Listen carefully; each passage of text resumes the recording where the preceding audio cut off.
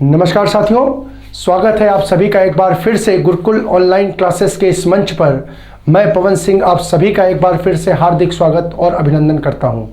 साथियों, आगामी पुलिस भर्ती परीक्षा को ध्यान में रखते हुए हमारे संस्थान की ओर से चलाई जा रही विशेष मुहिम के तहत हम सप्ताह में 5 दिन आपके सामने हिंदी के महत्वपूर्ण प्रश्नों के साथ उपस्थित होते हैं। तो साथियों, इसी क्रम में आज के सप्ताह के नए दिन सोमवार से हम आज कुछ और नवीन प्रश्न के साथ आपके सामने उपस्थित हुए हैं।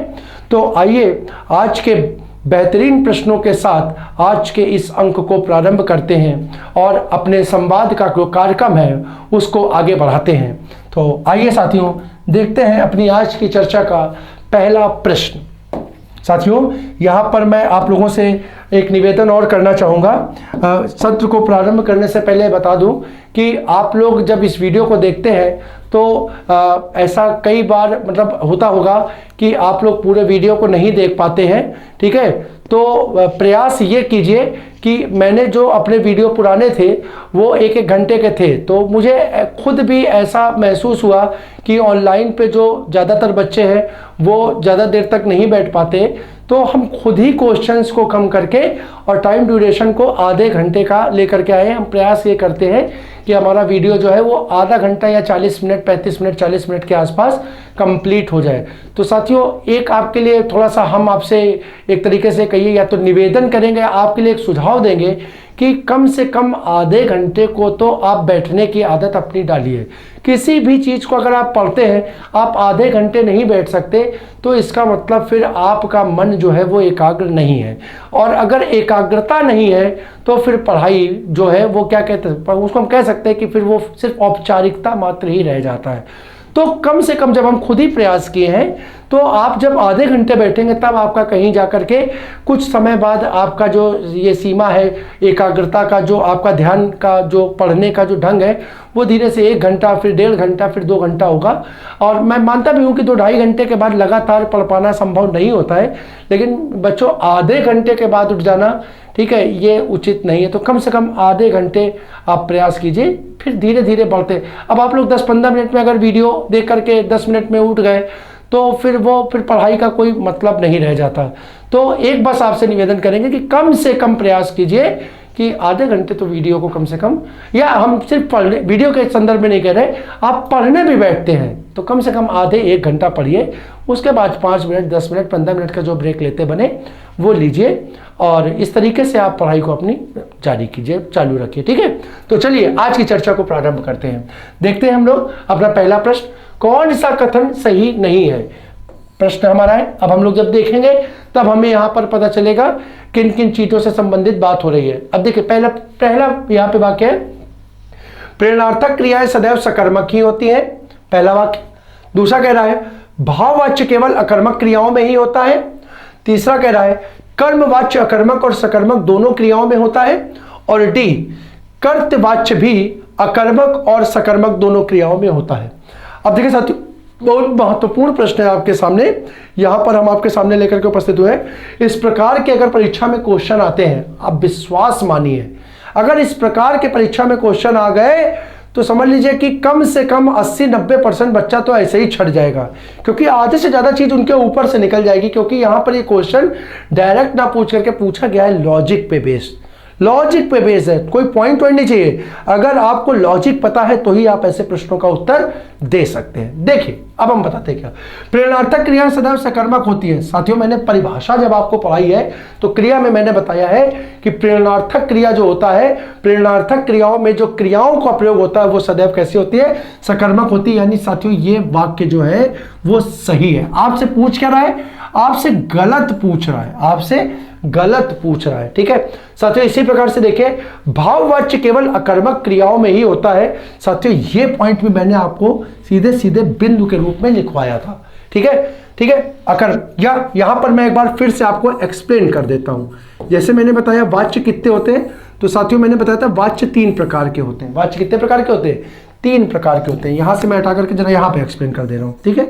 वाच्य जो होते हैं आपके कितने प्रकार के होते हैं, ये साथियों 3 प्रकार के होते हैं। एक क्या होता है, एक होता है साथियों, सबसे पहला जो होता है उसको बोलते हैं कर्तृवाच्य। दूसरा कहलाता है कर्मवाच्य और तीसरा साथियों कहलाता है भाववाच्य। ठीक है, अब यहां पर देखिए साथियों, कर्तृवाच्य, कर्मवाच्य और 3 प्रकार के भाववाच्य है। अब जब यहां पर मैंने आपको इसकी पहचान बताई थी तो पहचान के लिए बिंदु बताया था, क्योंकि वाच्य जो है वो वाक्य का कैसा भेद है जो क्रियाओं पर आधारित होता है, क्रियाओं पर आधारित होता है।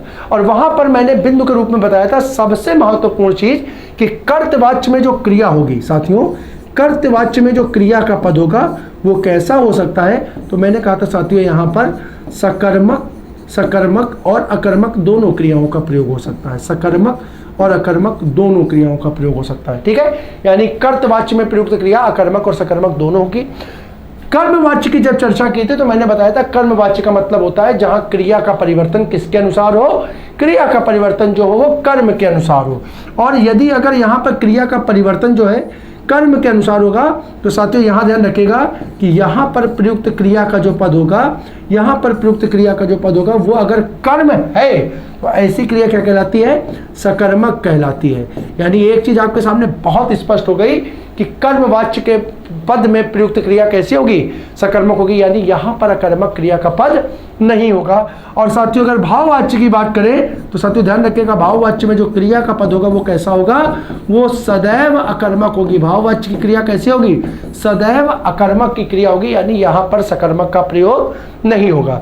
तो एक चीज आपके सामने स्पष्ट हो गई कि कर्तवाच्य में क्रिया अकर्मक और सकर्मक दोनों हो सकती है, जबकि कर्मवाच्य में सिर्फ सकर्मक और भाववाच्य में सिर्फ अकर्मक। तो अब यहां पर देखें भाववाच्य की बात कर रहे हैं, हमने देखा भाववाच्य में क्रिया कैसी है, अकर्मक, उसने दिया क्रिया केवल अकर्मक होती है, यानी ये वाक्य सही हो गया, वाक्य सही हो गया। अब यहां पर कैसा हो गया, यहां पर दिया कर्मवाच्य, दिया कर्मवाच्य दिया।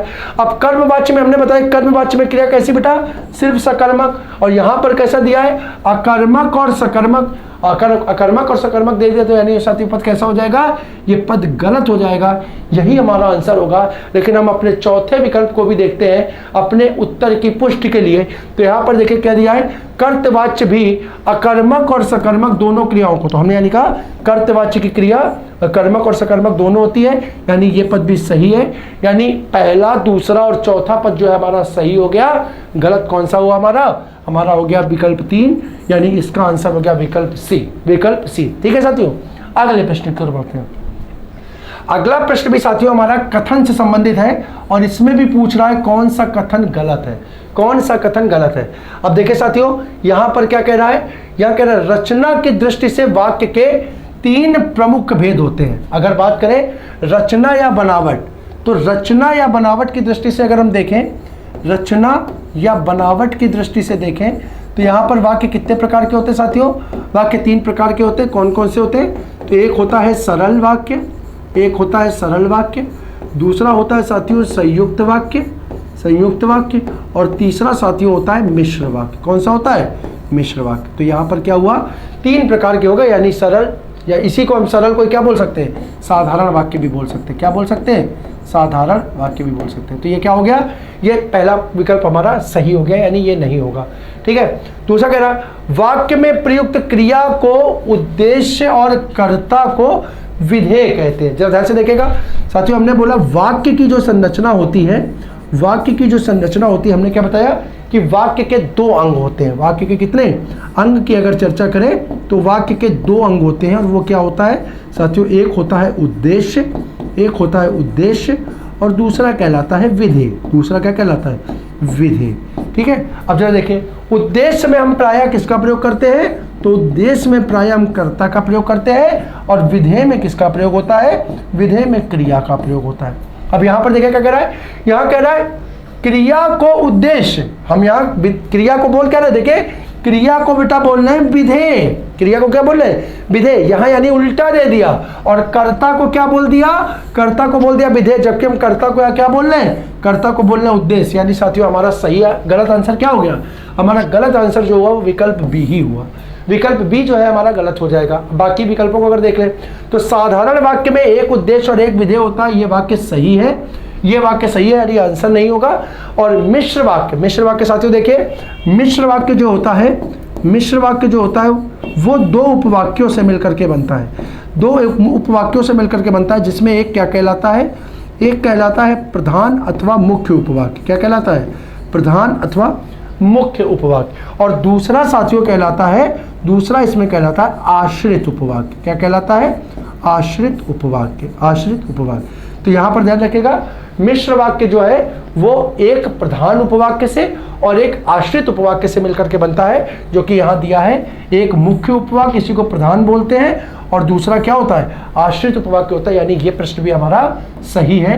तो यानी इसके जो है 3 विकल्प सही हो जाएंगे। इस प्रश्न का आंसर जो गलत होगा वो होगा विकल्प बी, सेकेंड।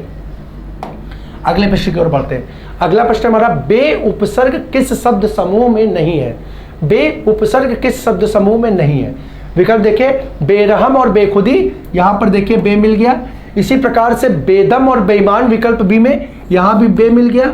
और विकल्प सी देखिए, बाइज्जत और बाकायदा। अब देखिए आप बे नहीं मिला, यहां क्या मिला? यहां मिला बा उपसर्ग मिला। क्या मिला? बा उपसर्ग मिला। तो यही हमारा आंसर हो जाएगा, यानी विकल्प सी हमारा आंसर होगा। जबकि यहां देखिए बेसहारा और बेइज्जत, तो सहारा और इज्जत में किसका? बे उपसर्ग का प्रयोग हुआ। तो यहाँ पे भी विकल्प डी जो है वो बे उपसर्ग का हो जाएगा। तो हमारा इस प्रश्न का आंसर होगा विकल्प सी, जहां पर बे नहीं जबकि किसका? बा उपसर्ग का प्रयोग हुआ है। अगला प्रश्न देखते हैं, यदि चचेरा ममेरा संबंधवाचक तद्धित प्रत्यय। अब देखिए संबंधवाचक तद्धित प्रत्यय का मतलब क्या? जहां प्रत्यय के रूप में, जहां प्रत्यय के रूप में किसका? प्रत्यय के रूप में किसका प्रयोग हुआ है? संबंधवाचक चिन्हों का या संबंध कारक चिन्हों का प्रयोग हुआ है। संबंध कारक चिन्ह का, संबंध कारक चिन्ह वो क्या कहलाता है साथियों? वो कहलाता है संबंधवाचक तद्धित प्रत्यय। तो कह रहा है यदि चचेरा ममेरा संबंधवाचक तद्धित प्रत्यय के उदाहरण है तो मिठास और लालिमा इनमें से किस तद्धित प्रत्यय के उदाहरण होंगे? किस तद्धित प्रत्यय के उदाहरण होंगे? अब तद्धित प्रत्यय के भेद दिए हुए हैं साथियों, देखो क्या है? भाववाचक तद्धित प्रत्यय, दूसरा क्रमवाचक तद्धित प्रत्यय, तीसरा कर्तवाचक तद्धित प्रत्यय और चौथा व्यापारवाचक तद्धित प्रत्यय। तो साथियों ध्यान रखिएगा, हमने आपको बताया था मिठास और लालिमा, मिठास और लालिमा। अगर हम बात करें तो साथियों ये देखिए, ये दोनों पद किसके हैं? ये दोनों पद साथियों हैं भाववाचक संज्ञा के। किसके हैं? भाववाचक संज्ञा के। और साथियों अगर हम बात करें तो भाववाचक संज्ञाओं का निर्माण हमने कैसे बताया था? तो हमने बताया था भाववाचक संज्ञाओं का निर्माण बनता है किसी पद में प्रत्यय का प्रयोग करके, प्रत्यय का प्रयोग करके। अब अगर देखें तो अगर मिठास की बात करें तो साथियों यहाँ पर मूल पद क्या होगा? मीठा होगा।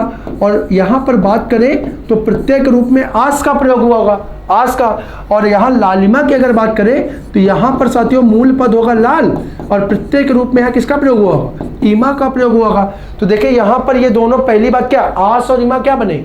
आस और ईमा बने प्रत्यय, आस और ईमा बने प्रत्यय। और जब इनको मूल पद के साथ जोड़ा तो साथियों वो पद यानी मिठास और लालिमा जो है वो क्या बना? वो बन गया भाववाचक संज्ञा। क्या बन गया? भाववाचक संज्ञा। यानी यहाँ पर प्रत्यय का प्रयोग करके कैसा पद निर्मित हुआ है? तो वो भाववाचक का पद निर्मित हुआ है। किसका प्रयोग हुआ है? भाववाचक का पद निर्मित हुआ है। तो इसके प्रकार से इस प्रश्न का सही आंसर होगा विकल्प ए, भाववाचक तद्धित प्रत्यय। यानी मिठास और लालिमा का जो पद होगा वो कैसा होगा? भाववाचक तद्धित प्रत्यय का होगा। अगले प्रश्न की ओर हम लोग बढ़े।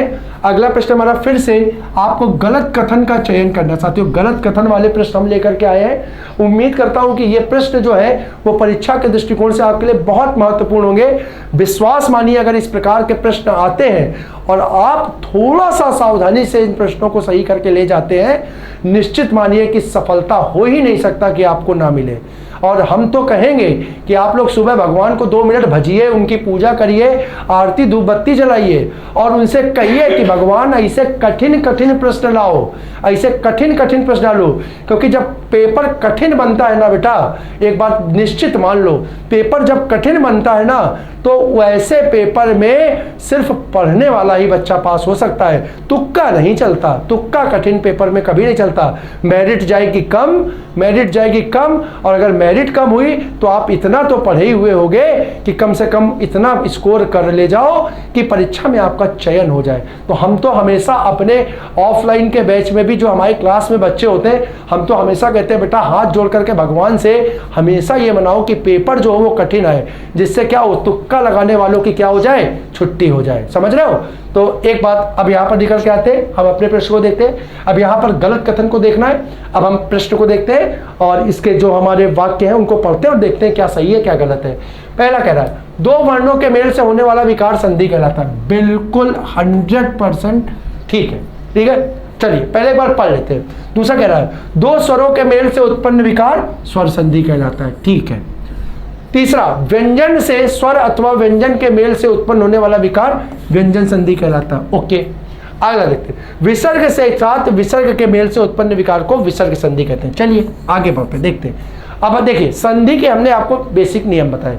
हमने बताया संधि कितने प्रकार से हो सकती है, तो साथियों ध्यान रखिएगा संधि जो होती है वो 6 प्रकार से हो सकती है। देखिए कैसे हो सकती है संधि। हो सकती है या तो क्या हो, स्वर के साथ स्वर जुड़ जाए, एक चीज बिल्कुल स्पष्ट है, किसी प्रकार का कोई व्यवधान नहीं, स्वर के साथ स्वर जुड़ जाए। पहली बात तो ऐसे बोलो संधि कैसे होती है, तो संधि होती है बता दो वर्णों के मेल से, वर्णों के मेल से, ये चीज ध्यान रखिएगा, वर्णों के मेल से। और वर्णों के मेल की बात करें तो वर्ण कितने प्रकार से हो सकते हैं बेटा, 2 प्रकार से जुड़ सकते हैं। कैसे 2 प्रकार से जुड़ सकते हैं, क्या हो सकता है, वर्ण होते हैं 2, स्वर और व्यंजन। वर्ण कितने होते हैं, स्वर और व्यंजन। अब देखिए स्वर के साथ स्वर जुड़ जाए, दूसरी कंडीशन क्या होती है, दूसरी कंडीशन हो सकती है स्वर के साथ व्यंजन, व्यंजन के साथ स्वर या व्यंजन के साथ व्यंजन जुड़ जाए। ठीक है, और तीसरी कंडीशन साथियों बन जाती है विसर्ग के साथ स्वर या विसर्ग के साथ व्यंजन जुड़ जाए। ये 6 प्रकार है, 3 प्रकार ये है, 3 प्रकार ये है, 1 प्रकार ये है और 2 प्रकार ये है। इस 6 प्रकार से संधि होती है। तो अगर विसर्ग आता है तो साथियों संधि क्या कहलाती है, विसर्ग संधि कहलाती है। दोनों पदों पर स्वर आता है तो साथियों संधि क्या कहलाती है, स्वर संधि कहलाती है।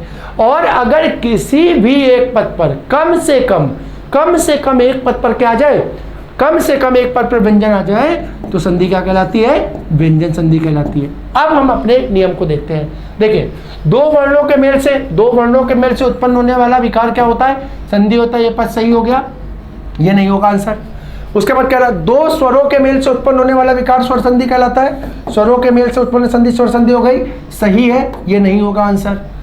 व्यंजन से स्वर अथवा व्यंजन, देखिए व्यंजन के साथ स्वर, व्यंजन के साथ स्वर, व्यंजन के साथ व्यंजन, यानी व्यंजन के साथ स्वर अथवा व्यंजन के मेल से होने वाला विकार क्या कहलाता है, व्यंजन संधि कहलाता है। ये भी सही है, यानी ये नहीं होगा आंसर।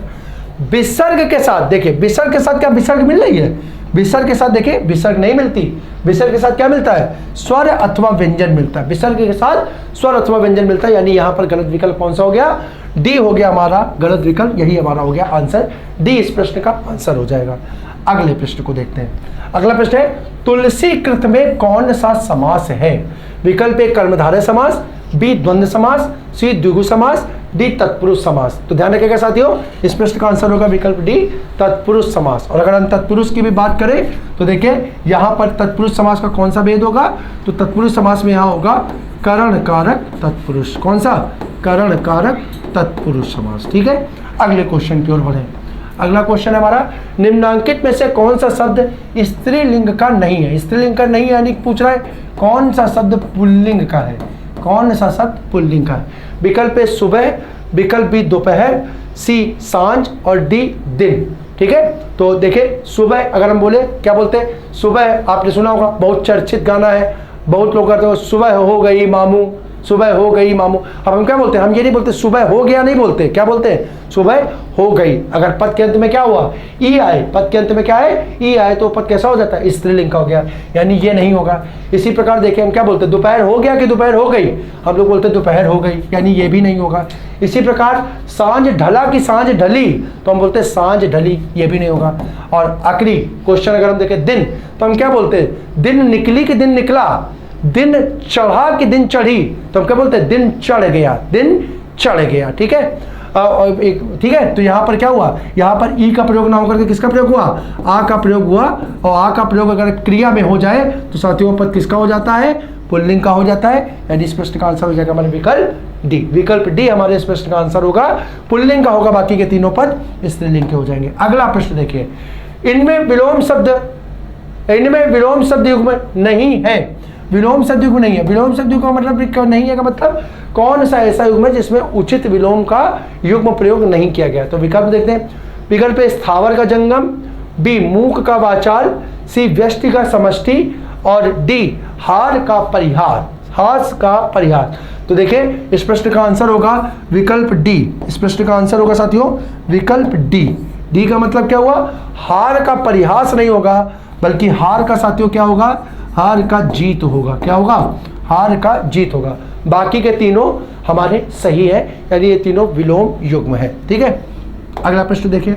अगला प्रश्न हमारी, निम्न में से कौन सी बोली उत्तर प्रदेश की नहीं है। कौन सी बोली उत्तर प्रदेश में नहीं बोली जाती है। विकल्प ए मेवाती, बी कन्नौजी, सी भोजपुरी, और साथियों इसको थोड़ा सा सुधार लीजिएगा, डी ये ब्रज होगा, ब्रज नहीं ब्रज। ठीक है, तो ध्यान रखिएगा, यहां पर उत्तर प्रदेश की अगर हम बात करें तो उत्तर प्रदेश में जो बोली नहीं बोली जाएगी वो बोली होगी विकल्प ए मेवाती। कौन सी होगी, मेवाती। मेवाती बोली का संबंध किससे होगा, मेवात क्षेत्र से होगा, जो कि कहां पर है, राजस्थान में है। कहां पे है, राजस्थान में है।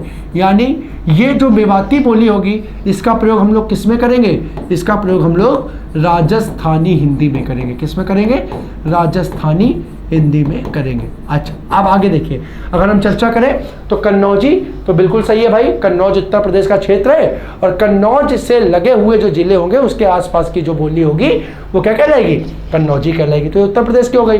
भोजपुरी आप जानते हैं पूर्वांचल क्षेत्र में जो बोली जाने वाली अधिकतर हमारा उत्तर भारत का, उत्तर प्रदेश का जो पूर्वांचल का क्षेत्र है वहाँ की बहुचर्चित बोली कौन सी है, भोजपुरी है, तो वो वहाँ पे शामिल हो जाएगी।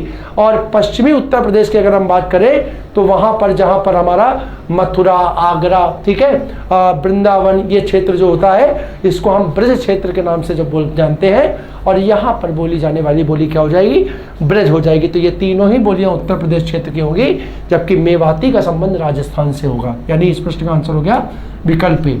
अगले क्वेश्चन को देखो, अंत्यज शब्द का सही अर्थ है। वाक्यांश से संबंधित क्वेश्चन आपके सामने आया है। विकल्प देखें, जो जन्म से अपंग हो, विकल्प जो जन्म के उपरांत त्याग दिया गया हो, विकल्प जिसका जन्म निम्न वर्ग में हुआ हो, और विकल्प डी जो जन्म से कुरूप हो, जन्म से कुरूप हो। तो साथियों अंत्यज का मतलब, अंत्यज जा मतलब जन्म से संबंधित हो गया, यानी जिसका जन्म निम्न अथवा छूत वर्ग में हुआ हो उसे हम अंत्यज के नाम से जानेंगे। तो इस प्रश्न का सही आंसर होगा विकल्प सी।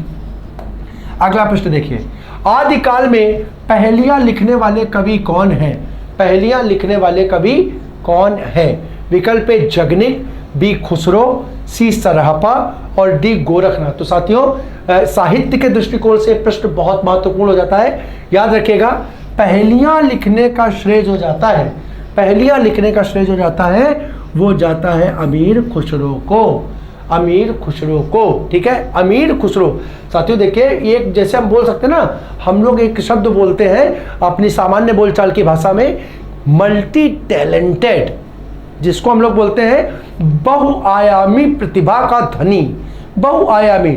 अमीर खुसरो इतिहास की अगर हम चर्चा करें, है ना, भारतीय साहित्य को देखें तो अगर कुछ चुनिंदा ऐसे व्यक्तियों की हम चर्चा करेंगे जो बहुमुखी प्रतिभा के धनी थे, ठीक है, बहुमुखी प्रतिभा के, एक से अधिक फील्ड में, एक से अधिक क्षेत्र में जिनको महारत हासिल थी, सिद्ध हस्त थे, उनमें अगर हम चर्चा करेंगे तो एक अमीर खुसरो बनते हैं, एक अमीर खुसरो कहते हैं। क्या संगीत, क्या गद्य, क्या पद्य, क्या राजकाज, हर क्षेत्र में इनको महारत हासिल था, हर क्षेत्र में महारत हासिल था।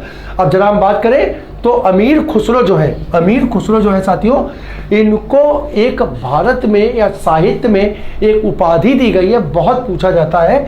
वो उपाधि इनको दी गई है हिंद का तोता, हिंद का तोता। ये ध्यान रखिएगा, बहुत बार परीक्षा में पूछा गया है, या इसी को कहीं कहीं हम लोग बोलते हैं, इसी को कहीं कहीं हम लोग बोलते हैं तूतीय हिंद, तूतीय हिंद।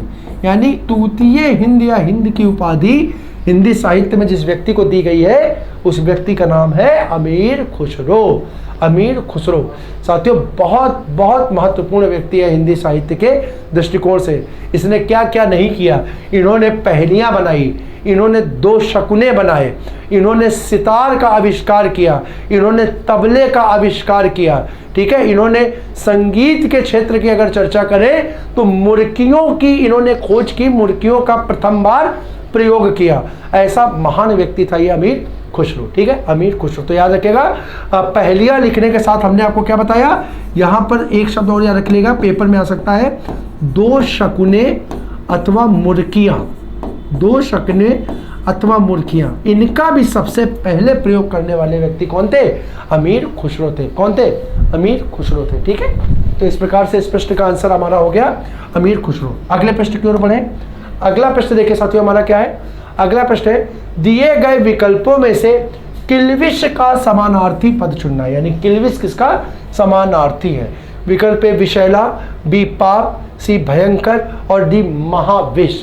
ठीक है साथियों, ध्यान रखिएगा, किल्विश का अर्थ होता है विकल्प बी पाप। साथियों, अगर अपनी पुरानी स्मृतियों में हम जाएं, आप लोगों ने शायद नहीं देखा होगा, लेकिन जब हम लोग छोटे थे तो एक बहुत चर्चित नाटक हुआ करता था। उस चर्चित नाटक का नाम होता था शक्तिमान। मतलब हम लोग एक तरीके से समझे पागल थे उस नाटक को देखने के लिए। और उस नाटक के एक कैरेक्टर उसमें आता था, उसका नाम क्या होता था? उसका नाम था किल्विच। तब हम लोग उसको किल्विच किल्विच बोलते थे। छोटे छोटे थे तो अंतर समझ में नहीं आता था, तो हम लोग किल्विच किल्विच करते थे। अब समझ में आता है कि वास्तव में वो किल्विच नहीं, किल्विश था। देखिए, नाम देखिए उसके अनुरूप ही रखा जाता है। अब वो किल्विश जो था, वहां पे वो विलन का रोल निभाता था। विलन का रोल था, क्या करता था? वो हमेशा गंदे काम, लोगों को परेशान करने का काम करता था, मारता था, जहर। तो इस प्रकार से पापी प्रवृत्तियां था, जिस कारण से उसका नाम किल्विश था। तो आज पढ़ाते समय देखिए आपके सामने पद आया, तो वहां से पद की स्पष्टि हो गई, एक पुरानी स्मृतियां भी क्या हुई, वो ताजा हो गई। तो यहाँ पर इस प्रश्न का आंसर साथियों क्या लगा दिया? इस प्रश्न का आंसर लगा दिया पाप। याद रखिए, किल्विश का अर्थ होता है पाप।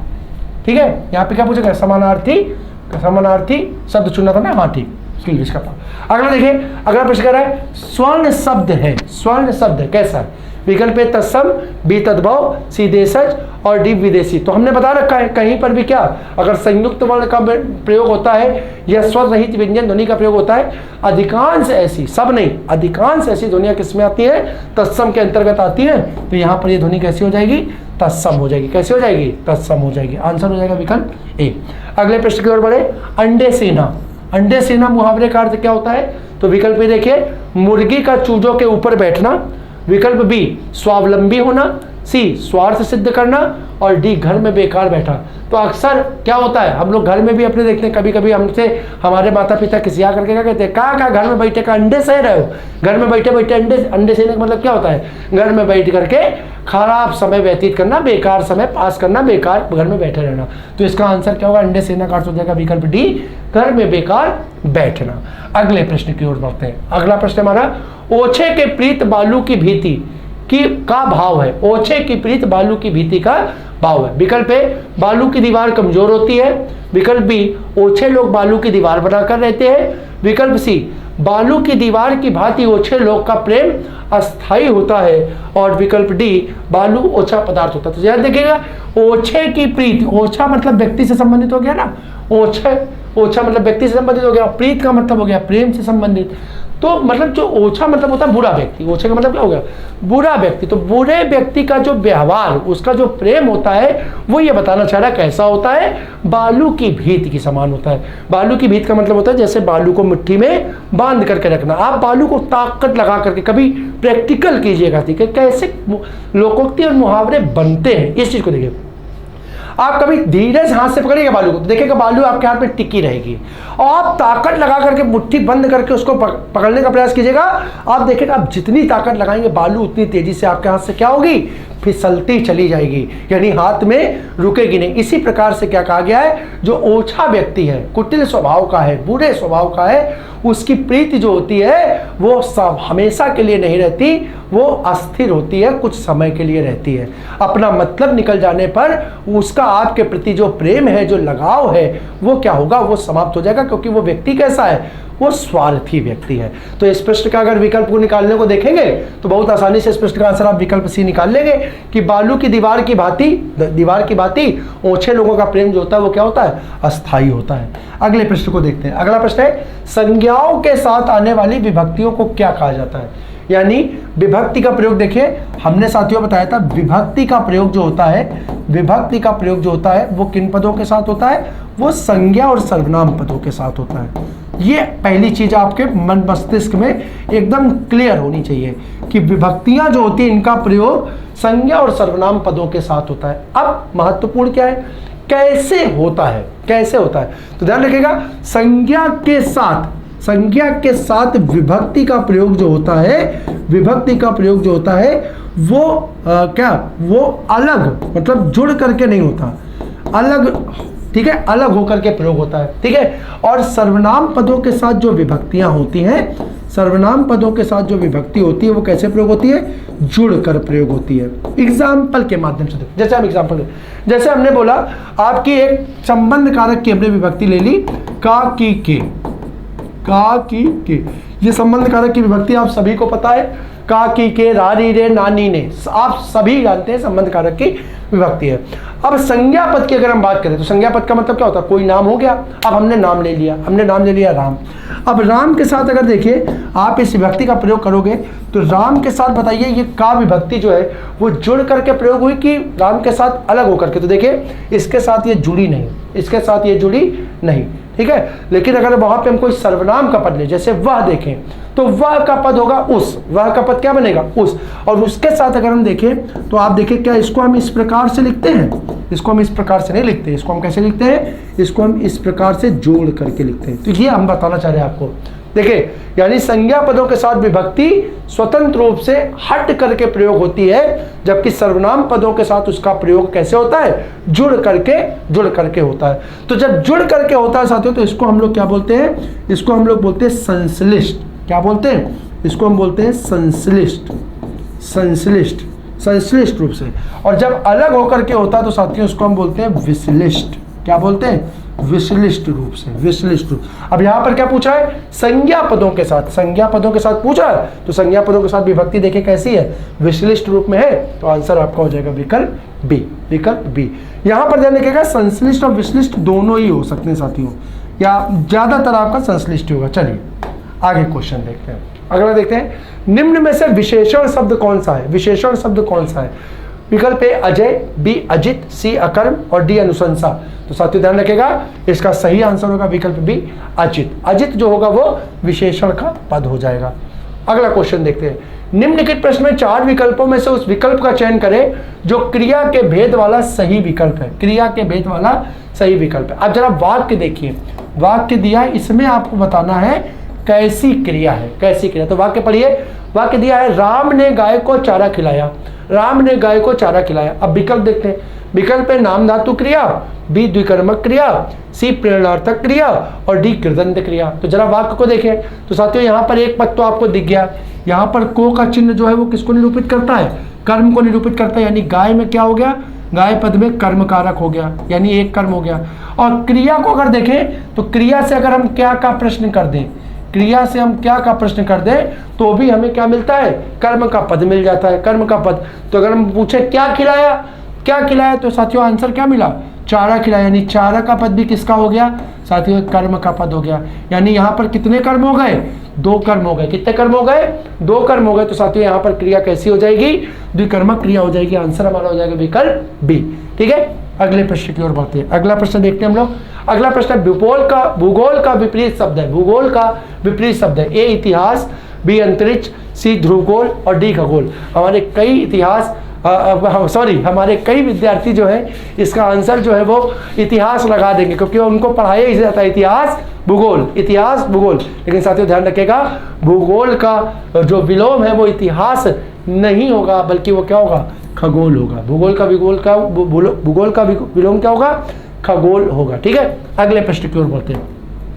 अगला प्रश्न देखिए, निश्चल और निश्चल शब्द युग्म का सही अर्थ क्या होगा। ठीक है, प्रश्न देखिए, निश्चल और निश्चल शब्द का सही अर्थ है। विकल्प ए छल रहित, अटल, विकल्प बी अटल और छल रहित, विकल्प सी न चलने वाला और चलने वाला, डी अटल और छलने वाला। तो देखिए यहाँ ये 2 विकल्प तो हटा ही दो आप, इन 2 विकल्पों का तो कोई मतलब ही नहीं। अब ए और बी बचे। तो यहाँ पर देखिए पहले पद में किसका प्रयोग हो रहा है, पहले पद में छल हो रहा है और दूसरे पद में किसका प्रयोग हो रहा है, चल का। तो चल का मतलब गति से हो जाएगा, गति से हो जाएगा। और नी उपसर्ग अगर लगा है तो नी का मतलब होगा नहीं, जो नहीं चलता होगा वो क्या होगा, अटल होगा। तो यानी दूसरे पद का आंसर अटल होगा। और यहाँ पर भी नी, तो नी का मतलब नहीं, जिसमें छल नहीं है उसको हम छल रहित बोल देंगे। तो आंसर हो जाएगा इसका प्रश्न ए, ऑप्शन फर्स्ट। ठीक है, अगला प्रश्न देखिए। अगला प्रश्न साथियों, अनेकार्थी शब्द अब्ज के गलत विकल्प का चयन करना, यानी यहाँ पर अनेकार्थी का पद है और आपको पूछा जा रहा है अब्ज का कौन सा अर्थ इसमें नहीं होता। अब्ज के 3 अर्थ है, एक नहीं होता। तो विकल्प देखिए, ए शंख, विकल्प बी चंद्रमा, विकल्प सी मेघ और विकल्प डी कपूर। तो साथियों ध्यान रखिएगा, यहाँ पर अब्ज जो है उसका अर्थ जो नहीं होगा वो होगा विकल्प सी मेघ। अगर मेघ के लिए शब्द अगर प्रयोग करेंगे तो साथियों ध्यान रखिएगा, मेघ के लिए अब्द शब्द का प्रयोग होगा। ये ध्यान रखिएगा, अब्द शब्द होता है मेघ के लिए, जबकि अब्ज का अर्थ होगा शंख, चंद्रमा और कपूर। अगले प्रश्न की ओर बढ़ते हैं। अगला प्रश्न हमारा, किसे अर्थ के लिए अर्थ अनुवाद किसको कहा जाता है? इसको किसी कर लीजिए। किसी अर्थ के लिए अर्थ का अनुवाद कहा जाता है। विकल्प ए शब्दानुवाद, विकल्प बी भावानुवाद, विकल्प सी वार्तानुवाद और विकल्प डी रूपांतरण अनुवाद। तो ध्यान रखिएगा, अर्थ को हम क्या बोलते हैं साथियों? अर्थ को हम भाव बोलते हैं। हम कहते नहीं है इसका अर्थ या भाव स्पष्ट करिए, अर्थ या भाव स्पष्ट करिए। तो अर्थ के लिए भाव शब्द का प्रयोग हो गया। तो यहाँ पर अगर किसी शब्द का अनुवाद होगा तो शब्दानुवाद होगा, और भाव का अनुवाद होगा यानी अर्थ का अनुवाद होगा तो वो भावानुवाद कहलाएगा। इसको यहाँ पर भावा कर लीजिए। तो यहाँ पर इस प्रश्न का सही आंसर हो जाएगा विकल्प बी भावानुवाद, विकल्प बी भावानुवाद। अगले प्रश्न की ओर बढ़े। निम्नलिखित बोलियों में से पूर्वी हिंदी की बोली नहीं है। पूर्वी हिंदी की बोली नहीं है। विकल्प ए अवधी, बी छत्तीसगढ़ी, सी भोजपुरी और डी बघेली। तो साथियों ध्यान रखिएगा, पूर्वी हिंदी के अंतर्गत कितनी बोलियां आती हैं?